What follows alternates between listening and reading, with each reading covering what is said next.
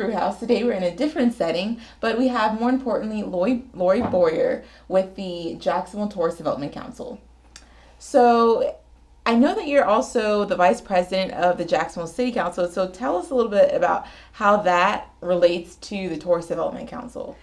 So the basic structure of the Tourist Development Council is that there are 2 elected officials plus the president of the City Council who serve as members. And I think the idea is that the state authorized the collection of the tourist development tax as a bed tax, and the authority is given to the local government, the city council in this case, to structure the plan, to determine what the money's used for, to determine how much we're collecting and everything. So there's a few members of the city council who serve on the TDC probably for oversight and supervision purposes to make sure that we're following the process that the state has set out. So ours is really more budgetary, although we have the opportunity to see all of the wonderful things that are coming to Jacksonville and hear about the plans, and that's a fun part about serving on it.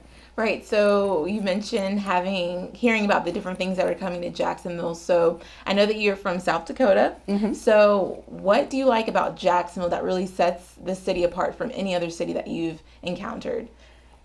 So probably my favorite thing besides weather. I mean, you just can't beat our weather in the spring and fall for sure. And even in the middle of the winter, I love Jacksonville. But then I came from somewhere that was very cold. So I think that it's our water access. It's the river, the wonderful, tributaries and marshes and opportunities, whether it's fishing or boating or kayaking or any of those, and our beach. Right. So coming from someplace that was in the Midwest where you didn't have any of that, that sets Jacksonville apart from any place else. I think that that's really amazing. A lot of people do come to Jacksonville for our beaches and the water amenities that we have to offer. And that's just Florida in general.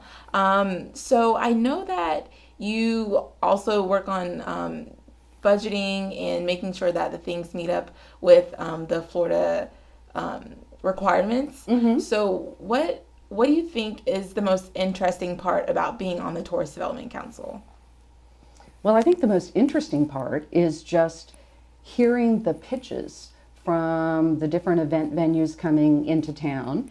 And while a substantial part of our funding is spent on marketing Jacksonville and the work that Visit Jacksonville does, we're not as involved in the actual formulation of that plan, or we get to see it. Right. and watch the video productions, and they're fabulous. But just hearing, so for example, when the P1 powerboat folks came and showed us their little video clips of the international advertising we get from that event, I mean, it's fascinating because I'm not in Europe to see the TV clip about Jacksonville. Mm-hmm. So it's great when you have the opportunity to see some of that and the positive media that we get out of a number of these events. So what do you like doing in your free time? I know that you do a lot of stuff with the city of Jacksonville and you like serving people. That's what you do. So what do you like to do when you don't have to do anything for the weekend? Well, so locally, I mean, I'm a fan of going to things like Riverside Arts Market. Probably, I live in San Marco, so I probably take in more of the low-key events and festivals rather than some of the bigger concerts. I love the Sea and Sky when the Blue Angels come. Oh, me too. And to I can go to the beach or NAS depending on where they are, but you can also see them pretty much anywhere in town if you just stand in the right place where there's a nice open spot. So things like that tend to be more on my list, probably mm-hmm. smaller festival type events. Yes. So we're running out of time. Is there anything else that you'd like to share? Anything else that you really like about Jacksonville? I would say that it has so many opportunities that are so diverse. Right. And that's a great thing. When I have grandchildren and when they're in town, our zoo is now spectacular. Compared to what it was 20 years ago, you wouldn't recognize it. And it's a wonderful tourist attraction. We also have just this variety of everything. Like I said, you can be kayaking in some of the tributaries, to really active things, to cultural activities, to our sporting events with baseball games, Jaguars, all of that. There's just a really nice, diverse menu of opportunities that kind of suits everybody's taste. And I think that's the special thing about it. I agree with that 100%.